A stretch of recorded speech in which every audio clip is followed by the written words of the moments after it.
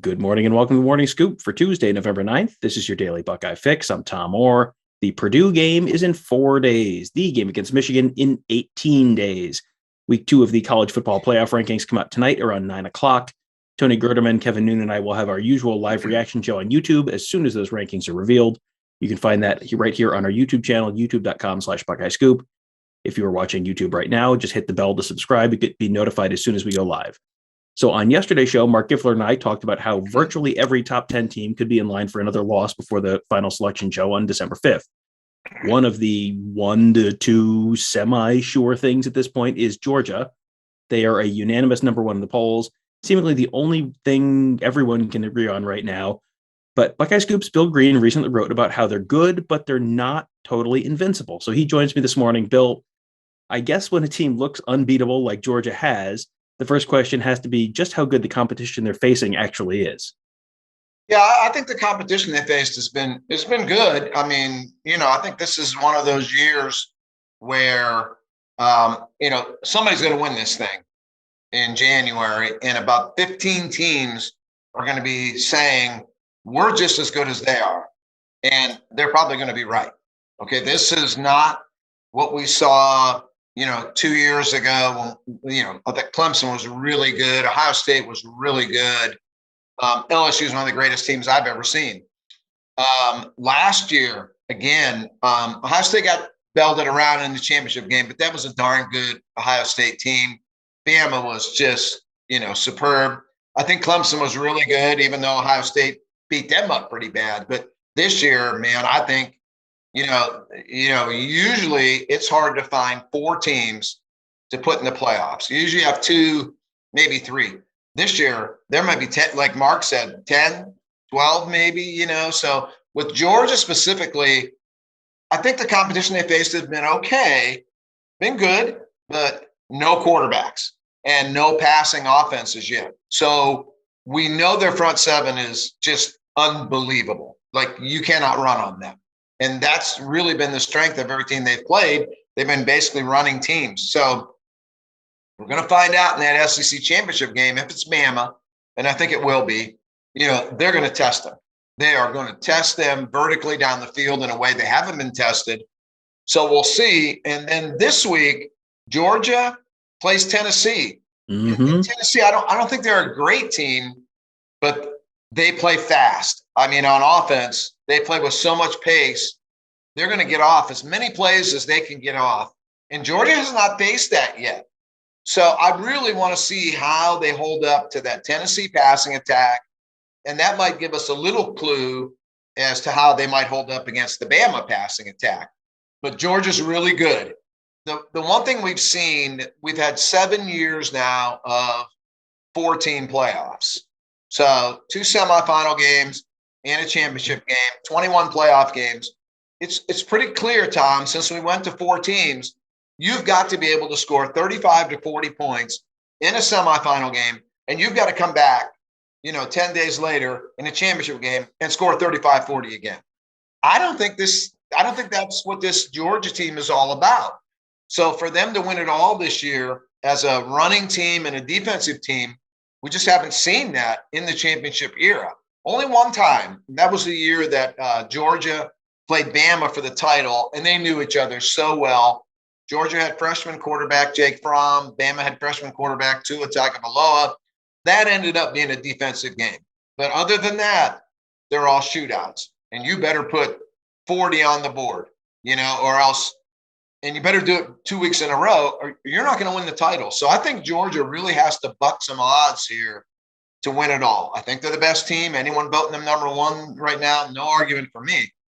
But boy, their profile does not fit the profile of 6 of the 7 championship winners. So I think it's fascinating to see just who they are, and I think we get a little glimpse into that this week when they play Tennessee. Yeah, that Tennessee game looks a lot more interesting than it did just a couple weeks ago. Tennessee all of a sudden looks like maybe they're kind of getting their stuff together. And you're right. I mean, that is a team that sort of fits a profile that they haven't faced yet. So I am really interested to see what that looks like. You talked about Georgia, can they score 35, 40 points? They scored 34 points against Florida last week, but you wrote about that game. Yeah. And it was like, yes, they scored 34 points, but there was a whole bunch. Can you explain why you thought that, the Georgia scoring 34 points there may have had a lot more to do with Florida than it did with Georgia? Yeah, it was 3-0 with 3 minutes to go in the half, and Florida had the ball. So at that point, I would have thought Dan Mullen would have been really happy to try to just grind it out, and Florida was going to get the second half kickoff too. So, if you hadn't really gained a lot of yards on Georgia the whole half, I don't know how you were going to go, 80 yards. No, they actually took the ball deep in their own territory. They had a pick. Mm-hmm. So, I would have ran 3 up the middle or just been very safe and tried to get the heck out of the half. Well, the quarterback, being young, the freshman quarterback, made a nice run trying to get a first down. He fought for some extra yards. He got stripped. So now Georgia takes over on the 10-yard line. They jam one in. You're down to around 2 minutes to go in the half now. Now you're down 10-0. It's okay. It's not ideal, but it's okay. Well, Florida gets the kickoff, 2 minutes to go. Just get out of there. Regroup at the half. You'll be down 10-0. Get the second half kickoff. No. They open it up with their freshman quarterback, who's not a great thrower. He's more of a runner, but it doesn't matter to Dan Mullen because we're going to press pace here. We don't have 100 yards total in the half, but we're going to go 80 yards now in 2 minutes. 2-minute drill for this guy that doesn't throw it well. He's strictly a runner. Of course, it didn't work out well, and they got picked again.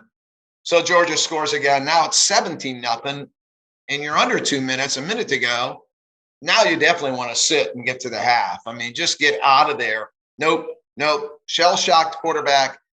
Now we're going to turn him in. Now he's really going to be able to throw. Now we don't have 100 yards total, but he's going to go 80 yards now in a minute. Nope, he throws a pick six. So that 3-0 goes to 24-0 in, a matter of minutes, literally a matter of minutes. And then in the second half, they played to a 7-7 standoff, and Georgia's 7 came when they busted a run with about 40 seconds to go in garbage time. So you take out those 3 minutes, and Florida plays them even. It's an even game.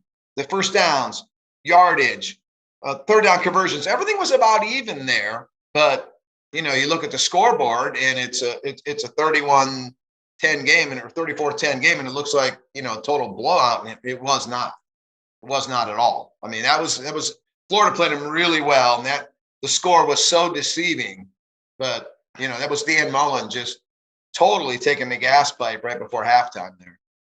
It reminds me a little bit of the Notre Dame Wisconsin game where Wisconsin was up early in the fourth quarter and then somehow ended up losing 41-13. Like, what? How did that happen? It was like driving to Ohio Stadium, and I went from the time I parked my car to the time I got to the press box. It went from 13-10 or 17-13 to 41-13. Like, what? How? How did that happen? Yep. So where do you see Georgia as being the most vulnerable? If they're vulnerable, like if they are going to lose a game, what is going to be the piece of their team that fails them? Is it just that they can't score points? Is that they haven't faced, like, what is the potential failure point there to you? Well, I think, the quarterback right now, they're going back and forth between Stetson Bennett, who's a red shirt and who last year very clearly showed that he is not a championship style quarterback. Then they went to JT Daniels, who's okay, pretty good. Now Daniels got hurt. They're back with Bennett. Daniels kind of coming back, but I don't see an All-American in either one of those guys. So we have yet to see Georgia behind this year. Well, they don't give up any points, so you're never going to be behind when you don't give up any points at all. If someone could stick them, get them down 10 in the second half, and get them out of that where they're just running, they're basically been running the clock out from the second half on. They've got a nice lead. They've got 4 running backs that can all run the ball well. The O-line's great. Make them throw when they have to throw, not when they want to throw or when they feel like they're able to throw. They average 10 yards per attempt, which is great. I mean, I think Ohio State might be the same or maybe a little less. But Georgia, it's so easy for them when they throw because it's all third and short, or they'll try to hit a deep one on first down when everybody's stacked against the run. I want to see Georgia down, 27-17 with 6 minutes to go. And then what are you going to do? They haven't played under stress like this. They pretty much had the lead and widened it in every game, and it's been just easy for them. And that's usually not the way it goes when you're trying to win a national title. There's usually a game somewhere along the way that you've got to pull it out and find a way to win. They haven't had really that this year. The opener against Clemson, it was close, but yet you knew Clemson wasn't going to score. They could have played till the streetlights came on, and it wouldn't matter. Clemson wasn't going to score. So we need to see Georgia in a high-stress situation where they really have to throw the football and move it quickly, instead of snapping it with 2 seconds on the play clock, and they just eat the clock. They eat it alive. Well, we need to see them where they need to preserve time and really get that ball down the field and try to score quickly. We have not seen that yet. It doesn't seem like there is that one dominant team. Like you said earlier, there is not the team that's, number one in SP plus in offense and also number 3 in defense in SP plus. Like everyone is kind of flawed. Yeah. So what kind of team gets them? Is it the big offense team with a so-so defense? I mean, maybe that's an Ohio State. There's a couple teams that maybe fit that profile. Oklahoma might fit that profile. Or is it a team with a really good defense that's like the so-so offense that might be able to, turn it into a low scoring, just a rock fight and, win it 27-2? Which kind of team is a bigger threat to Georgia in your mind? I think either. We saw last year in the bowl game, Cincinnati, matched them physicality, and Cincinnati had the lead on them, which I think is the best way to beat Georgia, is get the lead on those guys. And they just couldn't hold on, but they played them. I mean, that was an even game all across the board. And then you've seen in the past, Nick Saban, he can beat him, and he knows he can beat him. And I think Georgia knows that he can beat him too. So that's interesting there. And Nick has had to come from behind. He has not had Georgia in a position where he's had the lead and they have to chase him. He's usually the one always coming from behind on them, and he always does it. So I think Bama with their passing attack, Oklahoma, high-powered, Ohio State, high-powered.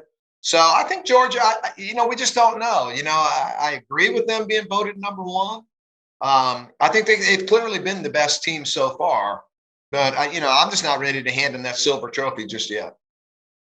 So you mentioned Ohio State there. Let's talk about Ohio State. If Ohio State wants a shot at Georgia, they've got to make the college football playoff. And if they want to make the college football playoff, they're going to have to figure some stuff out over the next 4 weeks. They have Purdue, Michigan State, Michigan, and then potentially maybe Wisconsin in the Big Ten championship game. It's 4 weeks in a row with teams that are, right now ranked in the top 26 of the AP poll, and quite possibly all 4 could be ranked in the college football playoff poll rankings that come out on Tuesday night. What is the biggest concern for you for Ohio State entering that final stretch, that final 4 games? And how likely is it that they can run those 4 games and enter the playoff at 12-1? Yeah, I think, I think they've got some flaws, but I think everybody does this year. They really seem to be having trouble running the ball right now. And I think it's been harder for them to throw it effectively when they're not able to when they don't have balance where they're doing both. Last week against Nebraska, I think Stroud threw it 54 times, I think, and I think they ran it 30 times or something. That's not what they want. It's not what they need. And I think Ryan Day needs to kind of reevaluate things there. He can get a little pass happy. We saw it in the Big Ten title game with Northwestern when, I could hear my neighbors, even though it was cold outside, the windows were shut, I could hear them yelling, "Run the damn ball." You got Trey Sermon going for 8-9 yards a pop, and you're going to throw it every down, So I think they need to get back to be a little more physicality on offense, the O-line, where they can start to mash that ball a little bit. Defensively, they're definitely playing better than what they were. And I think it's all because of that D-line. Tyreek Smith, Zach Harrison, Haskell Garrett. We saw Antoine Jackson. He's had 2 of his best games the last 2 weeks that he's had in a Buckeye uniform. Tyleik Williams, they're really controlling things up front. And I think that's covering up some of the weaknesses in the back 7. We saw last week against Nebraska, there were guys open for Nebraska, but either Adrian Martinez was knocked on his butt by the pass rush, or he was typical Adrian, and he just is so inaccurate that he missed a lot of guys. So that concerns me with Ohio State. They got to get back to run the ball and play a little more physical on offense. And then on defense, that pass rush has got to stay lethal because I don't think you're going to fix the back stuff. I think there's going to be people wide open if the quarterback has time. And that kind of leads into this week, against Purdue. They have got to knock that guy on the ground. I mean, because that guy can throw it. They've got great receivers. I love David Bell. David Bell will be a handful this week. So, for Ohio State, ground the ball a little bit more, get that running game going a little better. It'll make Stroud better. It'll make the receivers better if they can run it better. And then relentless pass rush. I love the blitz packages. Matt Barnes is installed. So I think they've kind of realized that we're probably not going to be able to cover him back here very well. So let's just kill the quarterback, and then we don't have to worry about coverage. Yeah, this is going to be a really fun matchup. I am really looking forward to O'Connell and Bell going against this secondary and against this pass rush. And yeah, I mean, Purdue is fairly one-dimensional, but on offense. But man, that one dimension is pretty darn good and pretty darn exciting. I am looking forward to this game this weekend. Bill, thank you for joining me. All right, Tom, my pleasure, man. So we will, as I mentioned off the top of the show, Tony Gerdeman, Kevin Noonan, and I will have our typical college football playoff rankings release live stream later tonight on YouTube. That will be on youtube.com/Buckeye Scoop. That is a little later this week. They're doing it between two basketball games or at halftime of a basketball game or something. So it should be around 9:00 tonight. We'll have that. The best way to just get notified as soon as we go live is to subscribe to our channel at youtube.com/Buckeye Scoop. Hit that bell. Then you'll get notified as soon as we go live. You'll get notified when we go live for the weekly playoff show. We do a show every Friday. We do a pregame show before the game, postgame show after the game. That's all free stuff. It's all good content. It's all at youtube.com/Buckeye Scoop. Thank you guys all for joining us. Have a great day. We'll talk to you tomorrow.